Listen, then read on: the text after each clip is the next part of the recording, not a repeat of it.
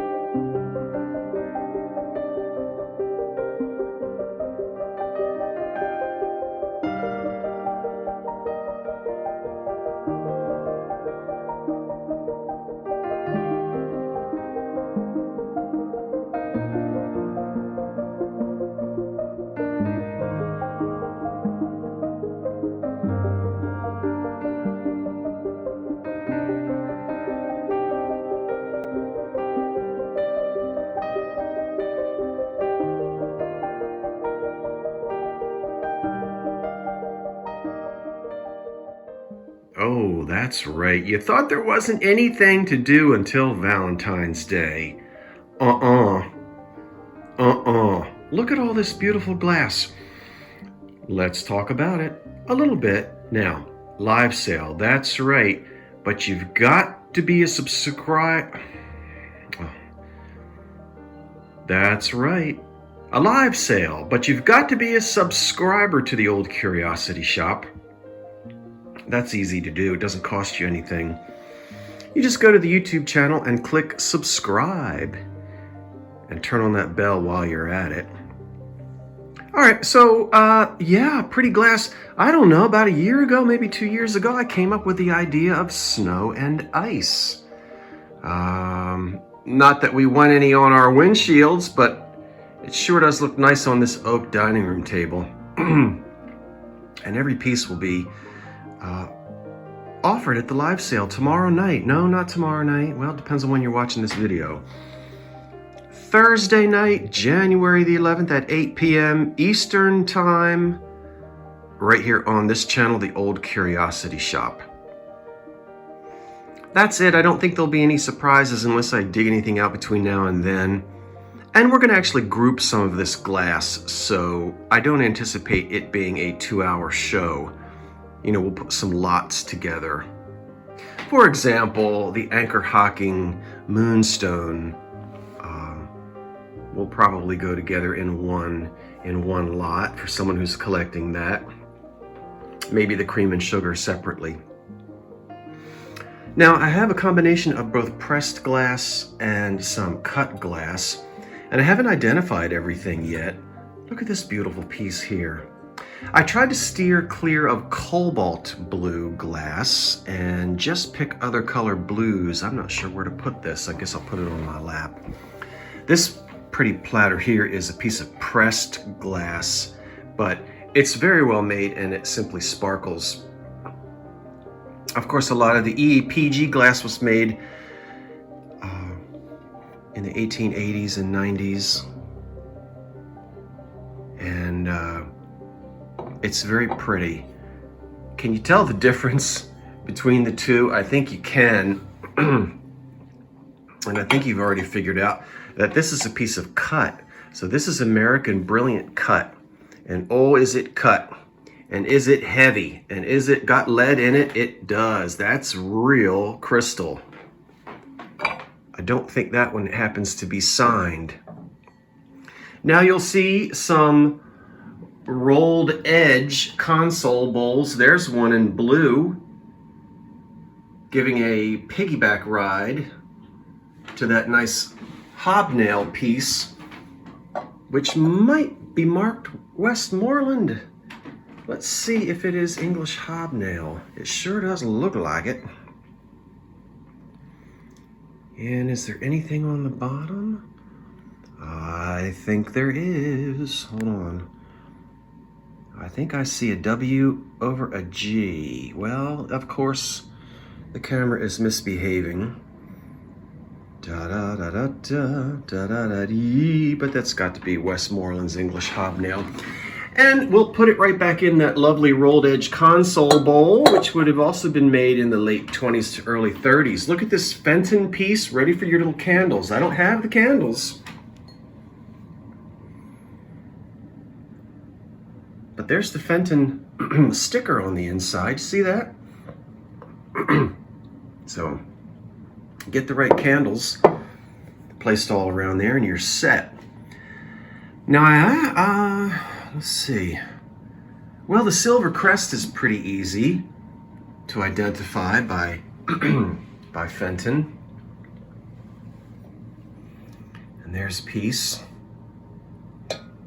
This being the crest, and it's clear glass, but it's referred to as silver crest.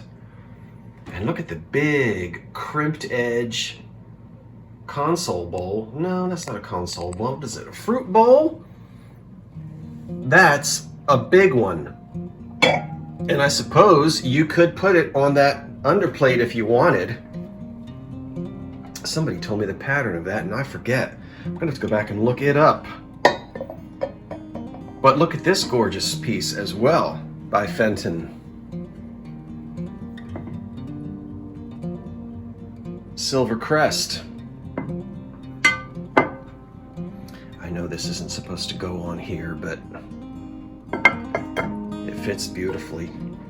Just to give you an idea of, not that you need an underplate on a fruit bowl. I'm having a lot of difficulty getting my lips and teeth going in sync with my brain. That's neat, we'll be able to tell you. And then there's a beautiful two-handled nappy, I guess. That's a big one. And how heavy is it? It's pretty heavy. Oh, that feels cut too. Oh yeah. I think that's cut glass. It's heavy enough and it's got enough clarity to it. That's a nice big size. Look at that. That's a good 12 inches across. And then look at this frosted piece here. What have we got on there? Grapes and cables. Oh, grapes and cables. Okay, and frosted glass. And then opalescent. Here's one. And then here's another opalescent. And this one is in blue. And it's got beautiful design on it. And then the last piece of opalescent is this, some of it is Dugan, some Imperial, some Northwood, some Jefferson. Look at this one. That would be pretty. Filled with bonbon candies. Well, mid-century folk, the only one that would really, I guess, well, some of this was made during the mid-century, but in terms of mid-century modern, that might be it right there. I'll need some help with that. I'm out of my league, but that's that 60s blue, yeah, compared to the 1920s blue. And I suppose that's one of those Viking things, not a candle holder. Candy dish. Look at this little guy right here. It's a toothpick holder. Yeah. And it's meant to sit right like that. And way down on the inside, it says Chicago Mose Company, and then Philadelphia, PA. No, not Mose. MDSE. I looked this up. merchandise, Chicago Merchandise Company. It's slipping my mind at the moment. I did read about this, and I guess I'll have to go read about it again so I can tell you tomorrow night why it says Chicago and Philadelphia on there. But some of you who are into your old pressed glass, you already know. We talked about moonstone, opalescent, and hobnail pieces. I think we skipped, didn't we skip this one? Look at this piece of opalescent glass. Look at the base on that. Oh my goodness. And this is really nice here as well. I like that color. That might also be kind of a mid-century blue. And it's pressed glass with a, I guess sort of a pinwheel. And then back here we have another hovering jellyfish. That's another console bowl. Yeah? Rolled edge, that one, and that one, same era, late 20s, early 30s. Yep. And then there's another tall vase back here, which we'll have the manufacturer for that. These are 1890s. And then a really pretty tall, boy, wouldn't a cat just love to be fussy and eat out of that and lick his whiskers? Great big tall, beautiful compote on a stem. That's all of 8 to 9 inches tall, that is.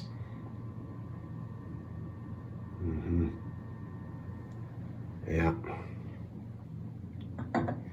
That's for the expensive jelly right there. Now, let's not miss anything. There's some Westmoreland glass here. We've got a cream and sugar here with, don't tell me grapes and cables again. Haha. Probably. And I think maybe downstairs I might have the cream and sugar that matches this milk pitcher. I'm gonna have to go and dig. But that's probably Westmoreland glass, and it certainly is. Of Grapeville, just outside of Jeanette, Pennsylvania. Yeah. Look at that. What are these, fleur-de-lis in here? That's a pressed glass bowl. And an unusual design. One that I simply don't run into every day. I had to pick it up. Okay. I might have skipped something. I'm sure I did. This little guy back here. Blown. Rough pontal. Probably made in the 50s or 60s. Okay. So I'm going to completely back up and tell you, I'm looking at the floor to make sure I don't step on any Barbie heads. You know what I'm doing. Okay, so join me, that's right, Thursday evening at 8 p.m. here on the Old Curiosity Shop. That's January the 11th for this very special snow and ice extravaganza. Listen, get a snow cone, get a bowl of ice cream and some iced coffee or some ice cubes. Turn the heat down, right? Not up. Get cold. Enjoy the snow and the ice, right? We might as well. Can't do anything about it. But it'll be gone in a couple of months anyway. You don't have to buy anything. You might just like to look at the pretties. Maybe you'll pick up one piece and start your own collection. Can you imagine, right? Taking all of this beautiful glass and filling my china closet with it? One of these days, yeah, one of these days. I still have Christmas decorations, but you know, that's okay. They might even be up and lit during the sale Thursday night. What did you like? What do you think about snow and ice? What else would you incorporate? Maybe some old silver plate? That would be neat to add to this. Yeah, that's a color that might be complementary to this glassware. Well, anyway, that's it for now. I appreciate you watching, and I hope you have a wonderful day, whatever it is you're doing. And as always, I'm Scott from the Old Curiosity Shop. Now wait for the cat. And so long for now.